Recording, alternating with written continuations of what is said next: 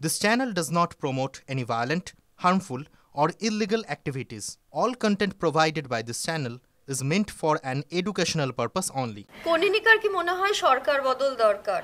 নীতির বদলের দরকার রয়েছে, মানুষগুলো বদলের দরকার রয়েছে, এবং আমি খুব চিন্তিত আমার মেয়ের ভবিষ্যৎ নিয়ে। আমি এই শহরে রাখতে পারবো কিনা আমি জানি না। I am not feeling secured. RG Kar না আমাদের এমন একটা নাড়িয়ে দিয়েছে, এরকম ধরনের অন্যায় যদি আবার সামনে আসে, এরপরে যে স্রোতটা উঠবে তার সেটা কোন দিকে নিয়ে যাবে আমরা কেউ জানি না। মানে আমার কথা হচ্ছে শিক্ষা চাই, তো আমরা শিক্ষিত করতে পারবো না সমাজটাকে একটু হলেও? আমরা চাই না মানুষ শিক্ষিত হোক, তাহলে অনেক কিছু বদলে যাবে। যে TV9 বাংলায় আপনাদের স্বাগত।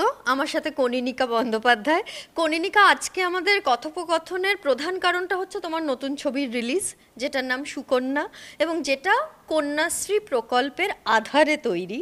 আমি প্রথমেই যেটা জানতে চাই সেটা হচ্ছে, তুমি মমতা বন্দ্যোপাধ্যায়ের আদলে তৈরি একটা চরিত্রে অভিনয় করেছো। ছবিটার প্রস্তাবটা যখন এলো এরকম একটা চরিত্র, কি কারণে সিদ্ধান্ত নিয়েছিলে যে করবে? দেখো, মমতা বন্দ্যোপাধ্যায় এই নামটি শুনলে যেটি মনে পড়ে, যখন আমরা বেড়ে উঠছিলাম, আমরা তো মেয়ে, কোনো মেয়ের মধ্যে আগুন থাকলে, কোনো মেয়ের মধ্যে যখন অন্যায়কে বিনাশ করার ক্ষমতা দেখা যায়, তখন সেটা কোথাও আমাদের ওপর প্রভাব ফেলে, এবং সেই রিফ্লেকশনই ছিল পরিবর্তন। এবং কোথাও গিয়ে সেই মমতা বন্দ্যোপাধ্যায় কিন্তু আমার বুকের মধ্যে, আমার মনের মধ্যে বেঁচে ছিল বলবো, বা এখনো হয়তো টিমির অবস্থায় বেঁচে আছেন। কারণ আমি বিশ্বাস করি একজন মানুষ তো রাতারাতি বদলে যেতে পারে না। যে মানুষটি হাড় কাঁপানো, গায়ের কাঁটা দেওয়া বক্তৃতা শুনে এসেছি, সেই তারই বক্তৃতা শুনে মানুষ এখন হাসে, এবং আমার বাইরের মানুষরা সেই কি মেম বলে ওইগুলো পাঠায়, তখন মিম, হ্যাঁ আমি একেবারেই সোশ্যাল মিডিয়া করি বটে, করতে হয় বাঁচার জন্য, তখন কিন্তু আমার রাগ হয়। কারণ এই মহিলাকে দেখে আজ আমি কিছুটা হলেও আমি হয়েছি, তার মানে উনি আমার অস্তিত্ব। কিন্তু যখন এই চরিত্রটি আমার কাছে এলো, এই চরিত্রটি করতে করতে কিন্তু আমি আবার ওনার প্রেমে পড়েছিলাম। কারণ একজন মেয়ের মধ্যে সেই দম ছিল। পুরুষ, দেখো আমরা যতই বলি মাতৃ সমাজে মাতৃত্বের পুজো করছি, এই করছি ওই করছি, বেসিক্যালি ওই মাতৃত্বের পুজোটা সামনে থাকে, পেছনে পেট্রিয়ার্কি চলবে যতক্ষণ না বাড়ির বদলাবে। এবার সেটা তো চলছিল, তার মাঝখানে একজন মহিলা যে আগুন, কালীঘাটে থাকেন, আমার বাড়ির খুব কাছে, এবং তিনি আমার পাড়ায়, যখন আমি সিদ্ধার্থ শঙ্কর রায়কে ছোটবেলা থেকে দেখেছি, উনি যখন হাঁটতেন কিরকম একটা মনে হতো, দেখো দেবতা কি জানি না, দৈবিক শক্তি কি জানি না, কিন্তু এদের মধ্যে পাওয়ার আছে, এনার্জি আছে টু মোটিভেট পিপল। সেই মোটিভেশনটা আমার ভীষণ ভালো লাগতো, কারণ আমি অলওয়েজ লড়াকু মনের মানুষ। তো তখন না, মানে আমি এই কাজটা করতে করতে ওনার প্রেমে কিন্তু আবার পড়েছিলাম। আজ সেই সিনেমা রিলিজটা, যেটা কন্যাশ্রী প্রকল্প নিয়ে, দেখো এই বিগত কয়েকটা মাসে না আমাদের প্রত্যেকের জীবন প্রচুর আলোড়ন হয়েছে একটি মেয়েকে কেন্দ্র করে। সে আর নেই, তাকে কেন্দ্র করে আমরা ফুটছি এখনো, তো চুপ রয়েছে, কিন্তু জল, মানে আজকে আগ্নেয়গিরিও তো চুপ থাকে, তাই না, ভেতরে তো ফোটে। তো সেই ফুটন্ত ব্যাপারটা আছে, কারণ সেটা দিদিরই সৃষ্টি করা, দিদি আমাদের আগ্নেয়গিরি হতে শিখিয়েছেন। তো সেই ওনাকে কেন্দ্র করে একটা চরিত্র, আমি না বলি কি করে। এবং এর আগে বাঘিনী বলে একটি ফিল্ম হয়, এখানেও আমাকে অফার করা হয়, সেটা আমি করতে পারিনি বলে আমার কিন্তু দুঃখই হয়েছিল, কারণ এইরকম একটা মেয়েকে আমি হতে চাই। যদিও তারপরে যখন পরে আস্তে আস্তে কথাগুলো বাড়বে, মোট কথা আমি এক্সাইটেড ছিলাম যখন আমি সিনেমাটি শুটিং শুরু করি, এবং বিভিন্ন র্যালি হয়েছে। আমি ওখানকার, আমি কাউকে চিনি না, আমি খুব মানে আমি একদমই বলবো না আমি রাজনীতির কিছু জানি না, বলবো না, আমার নিজের রাজনৈতিক অনেক রকমের বক্তব্য আছে, কিন্তু সেটা কোনো দলের সঙ্গেই যায় না। আমার গায়ে কোনো রং নেই, তাই কালো পরে বসেছি। হ্যাঁ, যেহেতু আমার গায়ে কোনো রং নেই, আমি রং লাগাতেও চাই না, কারণ আমার মানববোধের রংটা রয়েছে, সেটা তো আজকাল আর দেখা যায় না। এবার আমি না, আমার কি হয়েছে, কাজ না পেতে পেতে পেতে পেতে, খেতে না পেতে পেতে পেতে না, আমার না অভ্যেস হয়ে গেছে লড়াটা, তাই আমার আর কিছু যায় আসে না, যে কারণে আমি তোকে ভয় পাই না। কিন্তু ওই সমাজে বাঁচতে গেলে বাপ মা বুড়ো হয়েছে, বাচ্চাটা ছোট, বরের একটা কাজ আছে, এদের কথা ভেবে আমাকে অনেক মেপে চুপে কথা বলতে হয়।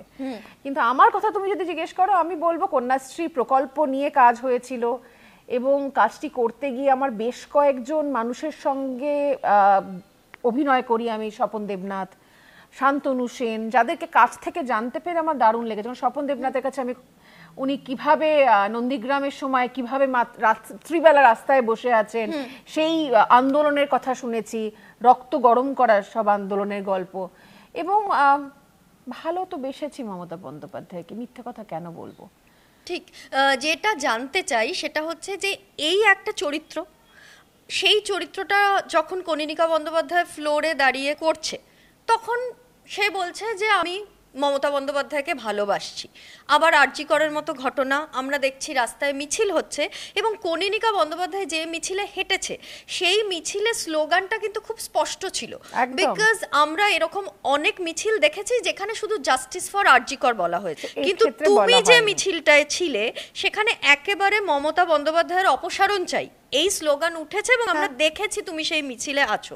এই দুটো নিয়ে তোমার ভাবনাটা কি? দুটো তো আলাদা, ভাবনাটা কি? দেখো, আমি বলেছিলাম একটা জার্নি, তাই তো? মমতা বন্দ্যোপাধ্যায় 25টা বছর আগে এবং এখন, আমি কন্যা সন্তানের জন্ম দিয়েছি।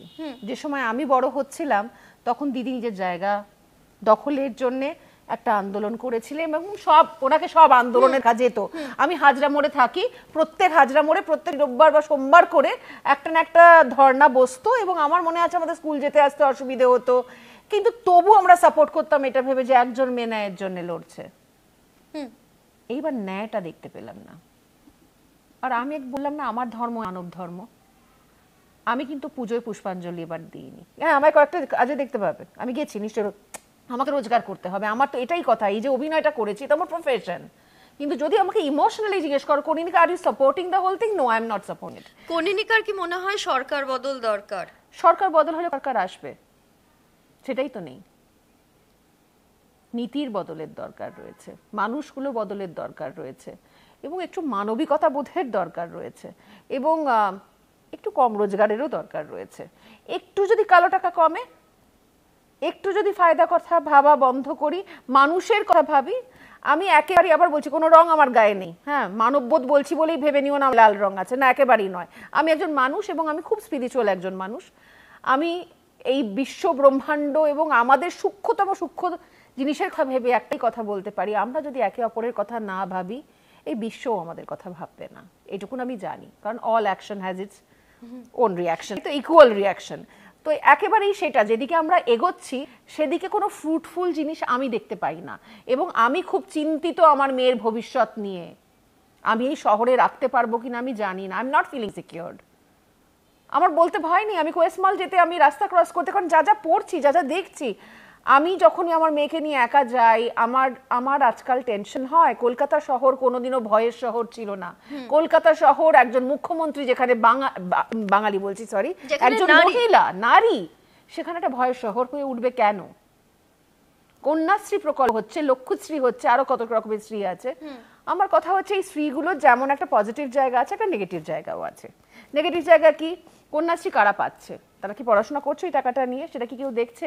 এই যে পাড়ার পুজোর ফান্ডে টাকাটা যায়, ওটা কিন্তু যেখানে সেখানে খরচা করা যায় না, সেটা নিশ্চয়ই আমরা সবাই জানি। সেটা কিন্তু চাইলেই আমি কোথাও দান করতে পারি না, চাইলেই নিয়ে যা খুশি তাই খরচা করা যায় না। সেটা যেমন দেখা হয় কন্যাশ্রীতে যারা যা পাচ্ছে, সেগুলো কি সত্যি দেখা হয় বাচ্চা মেয়েগুলো কি করছে? এবং তারা অকালে প্রেগনেন্ট হচ্ছে এবং তারা জানেও না, তারা সত্যি কথা তারা জানেও না যে কোনটা কিভাবে কি করতে হয়, কোনটা কি জিনিস। কারণ শিক্ষা, আমাদের শিক্ষায় সেক্স এডুকেশন নেই, আমরা জানি না আমাদের শরীরের চেঞ্জেসগুলো কি করে আসে। এইগুলো নিয়ে আমার প্রশ্ন তো আছে। এবার দেখো, আমি করলাম মমতা বন্দ্যোপাধ্যায়ের চরিত্র, লোকে আমায় চটিচাটা বললো, আমার না কিছু আসে যায় না। আমি এখন জীবনের একটা এমন স্তরে এসে পৌঁছেছি ভাসতী, ফ্র্যাঙ্কলি বেঁচে থাকাটাই, নিঃশ্বাস নিচ্ছি এটাই ট্রুথ, কালকে নিঃশ্বাস নেব না, ট্রুথ শেষ। শুধু এইটুকুন জানি, বাঁচো, বাঁচতে দাও, এত ফায়দা করার চেষ্টা করো না যাতে তোমার নেক্সট প্রজন্ম ধূলিসাৎ হয়ে যায়। এই যে ছবিটা, এই ছবির সূত্রে শান্তনু সেন অভিনয় করেছেন এই ছবিতে, এবং শান্তনু সেনের, তুমি যেটা বলছিলে যখন আমরা আলাদা করে কথা বলছিলাম, যে শান্তনু সেনের পরিবারের সাথেও তোমার একটা সখ্য তৈরি হয়েছে এই ছবিটা করার সময়। শান্তনু সেনও এই আরজিকর কাণ্ডের পর নানা রকম ঘটনার কারণে নামটা বারবার করে চর্চিত হয়েছে। তোমার সাথে কিরকম ধরনের আলোচনা হয়েছে এই সময়টাতে শান্তনু সেনের? একেবারে হয়নি। আমার একটাই বড় পাওয়া এই ফিল্মটা করতে গিয়ে কাকলিদিকে পাওয়া দিদি হিসেবে। কারণ আমার খুব কম বন্ধু, আমার খুব ছোট্ট একটা সার্কেল আছে এবং যারা আছে তারা আমার জীবনে সবকিছু, এবং তাদেরকে যেমন আমি সবকিছু মনে করি, আমি জানি তাদের জীবনেও আমি অনেকটা। কাকলিদির কাছে অনেক শিখেছি, আমি কেন মিথ্যে কথা বলবো, তিনিও খুব স্পিরিচুয়াল, যে কারণে আমাদের ভাবনাগুলো একরকম বলে আমরা অনেক সময় কথাবার্তা বলি। কিন্তু শান্তনুদা খুব একটা মেয়েদের সাথে কথা বলেন না, ঠিক আছে? এটা তো দারুণ একটা ইন্টারেস্টিং উনি আমার সঙ্গে কথা বলেও দিদি বলে কথা বলেন, এবং মানে মুখ্যমন্ত্রী দিদি বলেই কথা বলেন, যেটুকুন আমার সঙ্গে কথা বলেছেন। তবে আমি যেহেতু ওনার মেয়েকেও চিনি, আমি ওই আরজি করের আন্দোলনের সময় কখন কি হচ্ছে, কে 12 ঘন্টার না খেয়ে থাকছে, দেখো আমি যেতে পারিনি, কারণ আমার প্রচুর রেসপন্সিবিলিটিস। আমার মা হসপিটালে ভর্তি, আমার মেয়ে ছোট, আমাকে দুটো বাড়ি সামলাতে হয়, আমার নিজের কাজ আমার সামলাতে হয়, রোজগার না করলে আমার চলবে না, সব মিলিয়ে আমি ধর্নায় যেতে পারিনি। কিন্তু আমার মনটা কিন্তু ওদের পাশেই পড়েছিল। মানসিকভাবে কি আরজি কর কনিনিকাকে ভীষণ ধাক্কা দিয়েছে, অন্তত মনে হয় কথা বললে? আমরা সবাই বদলে যাইনি?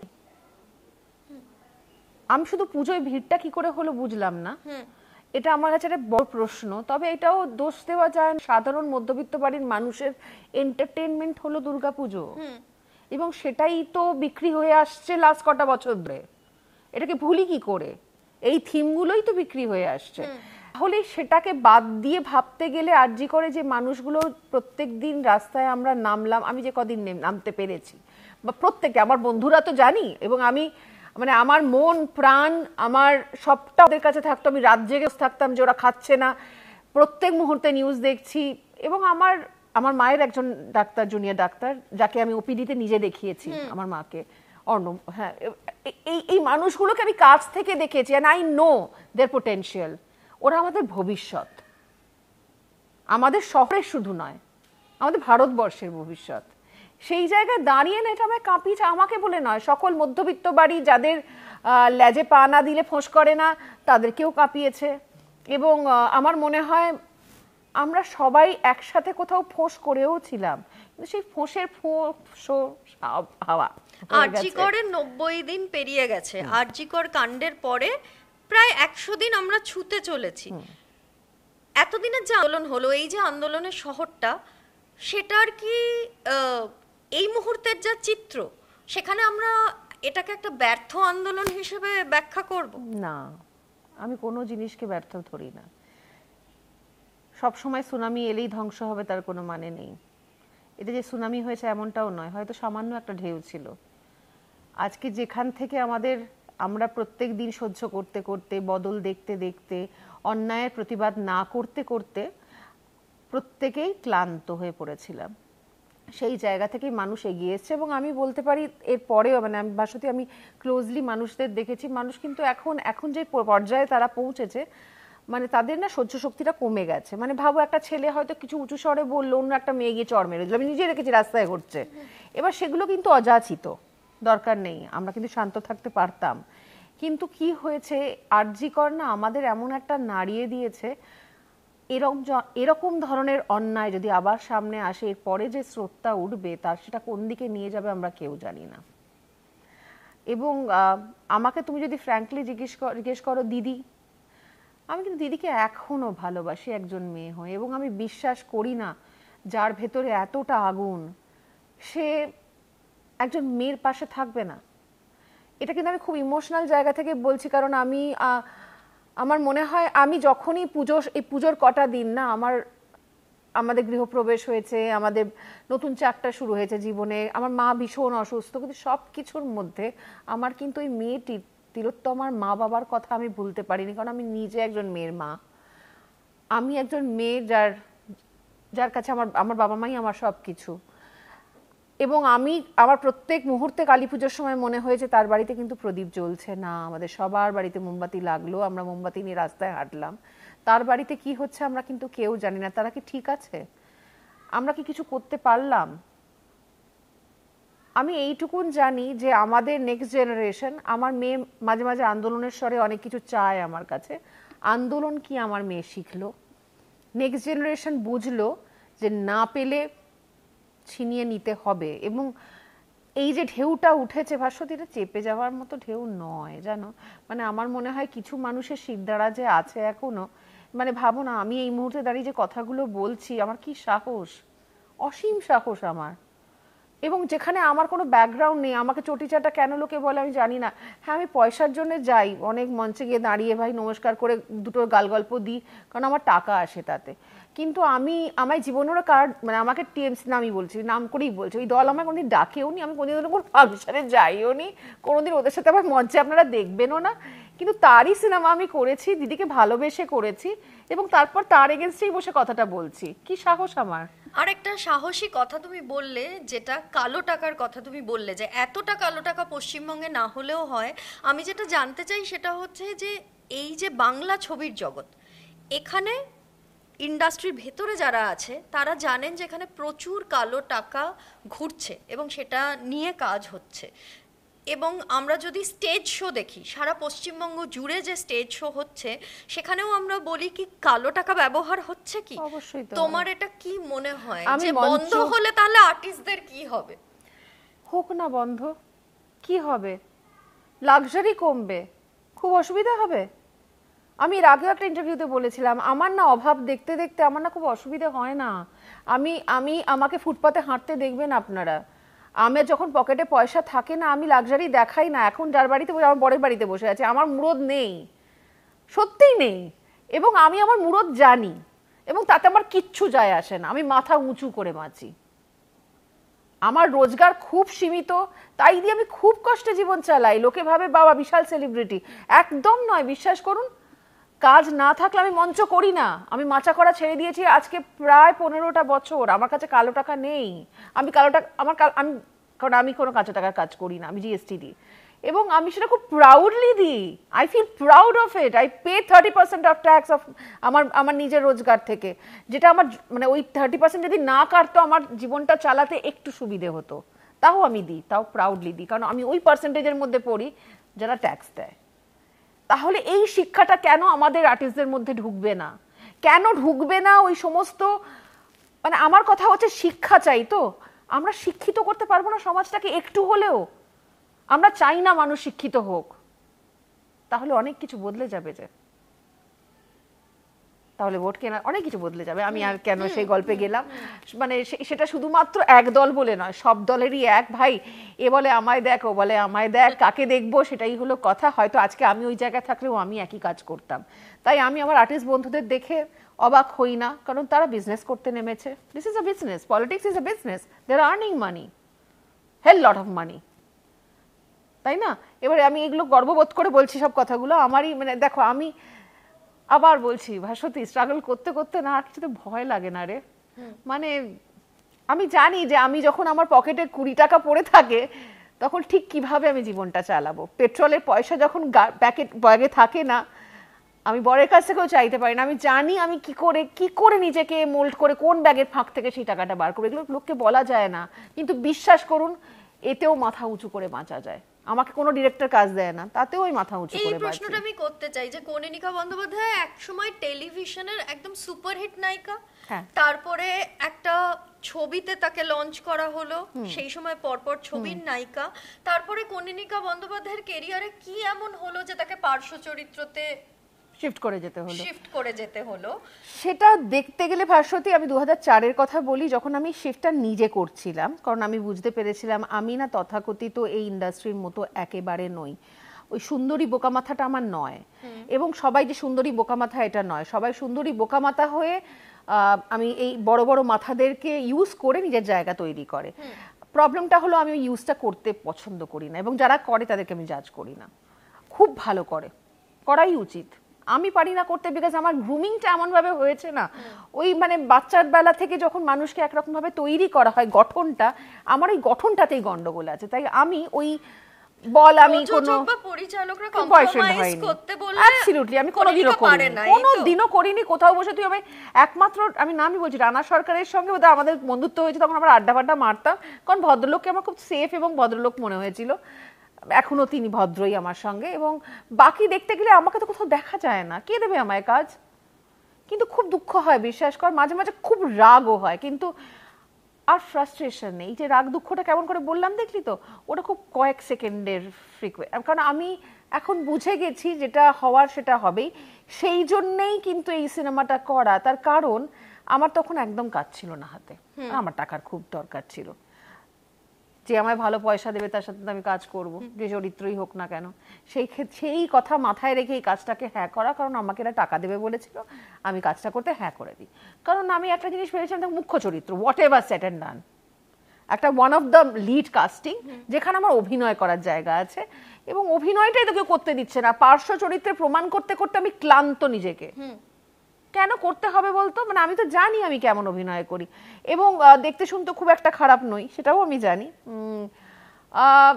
ঠিক আছে, মানে আমরা সবাই জানি কিভাবে our industry works, but it doesn't matter. মানে আমি সত্যি বলছি, আমি কোনো ডিরেক্টরকে জাজ করি না, আমি কোনো অ্যাক্টরকে জাজ করি না, আমার কারুর প্রতি কোনো গ্রাজেস নেই, আমি নেপোটিজমে বিলিভ করি না। মানে নেপোটিজম হলে সব জায়গায় হয়ে এসেছে, টলিউডে কাজের পরিবেশ নিয়ে সত্যি বারংবার প্রশ্ন উঠছে, সত্যি কি টলিউডে কাজের পরিবেশ খুব খারাপ হয়ে যাচ্ছে?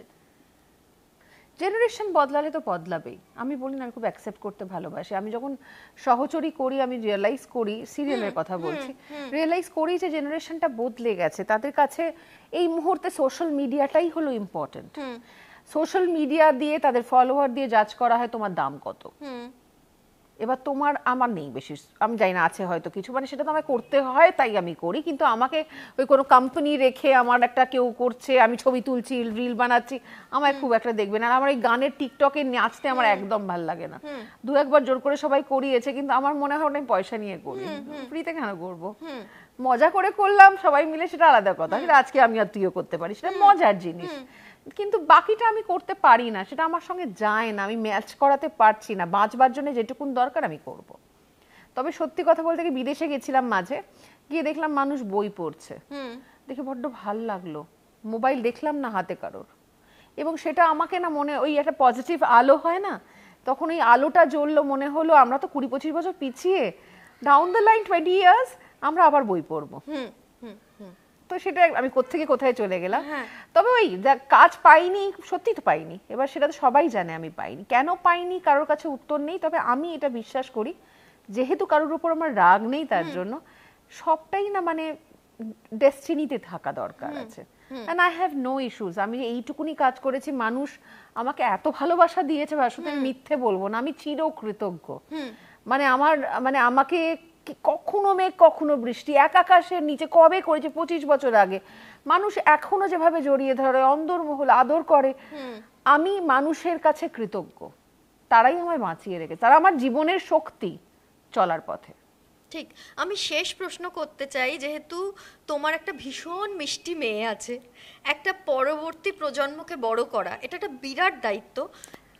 এরকম আরজিকর কাণ্ডের পরে আমি অনেক মাকে দেখেছি যে পরবর্তী প্রজন্মকে কিভাবে বড় করব, তাকে কিভাবে ব্যাপারটা বোঝাবো, নারী সুরক্ষা নিয়ে তাকে কিভাবে বোঝাবো বা তাকে কিভাবে প্রোটেক্ট করব, এইসব অনেক কিছু নিয়ে অনেক ভাবনা চিন্তা করতে হয়।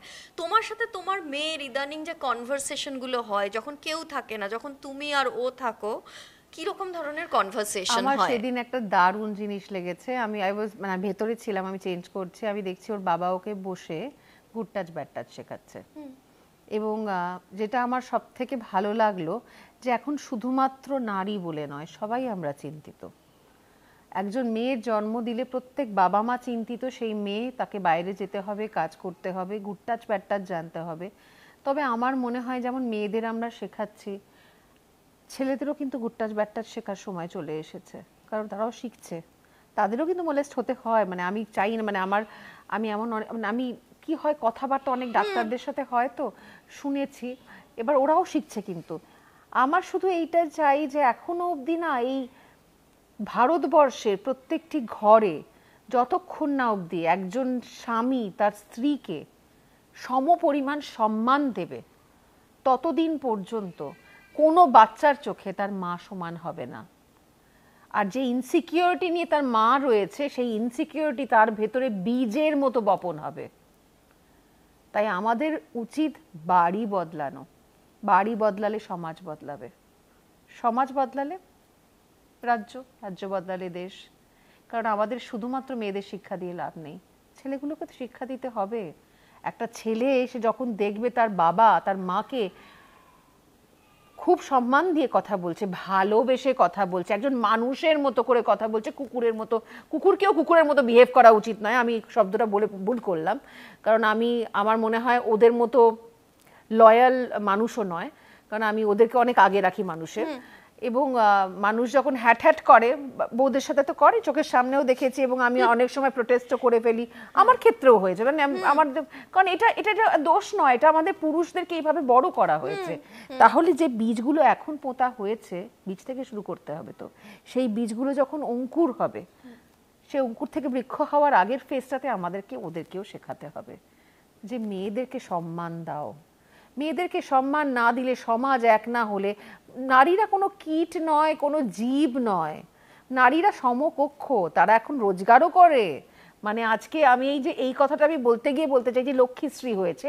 লক্ষ্মী কেন? লক্ষ্মী তো বাইরে বেরিয়ে কাজ করছে, রোজগার করে নিয়ে আসার ক্ষমতা রাখে, তাহলে বাড়িতে বসে টাকাটা পাবে কেন? আজ লক্ষ্মী বাড়িতে বসে কেন পয়সা কামাবে? সে বাইরে যাবে, কাজ করবে, যেভাবে হোক মাথা খাটিয়ে ভাববে যে আজকে আমি কি করে 500 টাকা রোজগার করতে পারি। আমি ভাবি, এবং প্রত্যেকটা মেয়ের ভাবা উচিত, কারণ আসলে কিন্তু অর্থই তোমায় শক্তিশালী করে।